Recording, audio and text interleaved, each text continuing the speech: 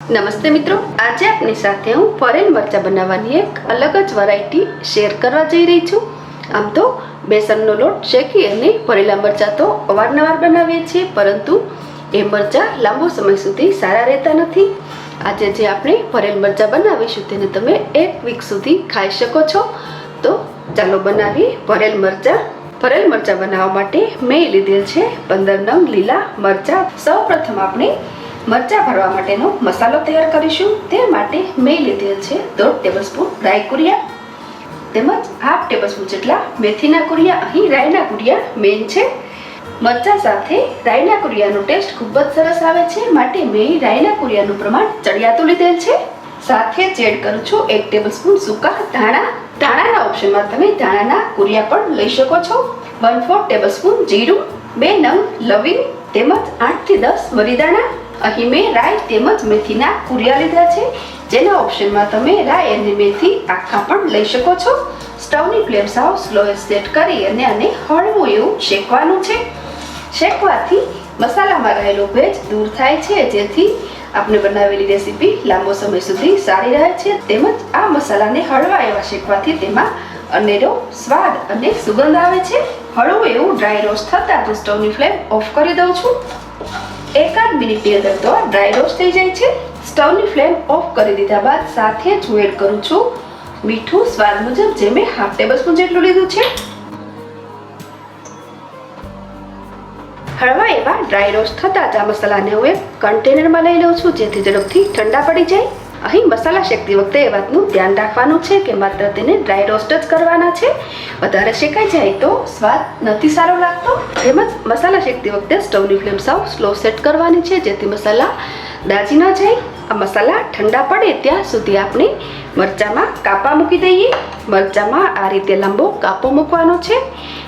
ઉપરની તરફ જ કાપો મૂકવાનો છે, નીચેની તરફથી કટ ન થઈ જાય એ વાતનું ધ્યાન રાખવાનું છે. તમે મરચા તીખા ખાવાનું પસંદ કરો છો તો આ રગ અને બીજ કાઢવાની જરૂર નથી. જો તીખાશ ઓછી પસંદ કરો છો તો આને દૂર કરી શકાય. આ જ રીતે બધા જ મરચામાં વચ્ચે કાપા મૂકી અને હું તૈયાર કરી લઉં છું. તેમજ આ સાઈડ ડ્રાય રોસ્ટ કરેલા આપણા મસાલા પણ હળવા એવા ઠંડા પડી ગયા છે. હવે આને પીસીને સરસ સ્મૂથ ફાઇન પાવડર તૈયાર કરવાનો છે.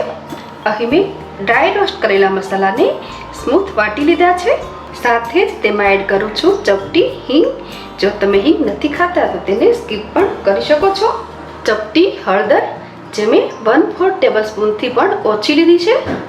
1/4 ટેબલસ્પૂન જેટલો આમચૂર પાવડર, જેના ઓપ્શનમાં તમે લીંબુનો રસ પણ અહીં લઈ શકો છો. હવે તેમાં 1/4 ટેબલસ્પૂન વરિયાળી એડ કરું છું. હવે તેમાં હું 1/2 ટેબલસ્પૂન જેટલું કુકિંગ ઓઇલ એડ કરું છું. જો જરૂર લાગશે તો આગળ આપણે થોડું વધુ તેલ એડ કરીશું. મિત્રો, જો તમે મરચાં ખાવાના શોખીન છો તો મરચાંની અવનવી રેસીપીઝ મેં ચેનલ પર શેર કરેલી છે. માત્ર સંભારાની જેમ બનાવી શકાય એવા ભરેલા મરચાં તેમજ વરાળિયા મરચાંની રેસીપીઝ પણ શેર કરેલી છે. તેમજ લાસ્ટ યર મેં એક પણ ટીપું તેલ યુઝ કર્યા વગર બનતા મરચાંના આથાણાની રેસીપી શેર કરેલી છે. એ રીત મુજબ બનાવીને મરચાંને તમે સ્ટોર પણ કરી શકો છો. અહીં મેં કુલ 1/2 ટેબલસ્પૂન તેલ એડ કરેલ છે અને હજુ 1/4 ટેબલસ્પૂન જેટલું તેલ એડ કરું છું. અહીં તેલનું પ્રમાણ વધી ન જાય એ વાતનું ધ્યાન રાખવાનું છે. જો તેલનું પ્રમાણ વધી જાય તો જે મસાલો છે તે સ્પ્રેડ થઈ શકે.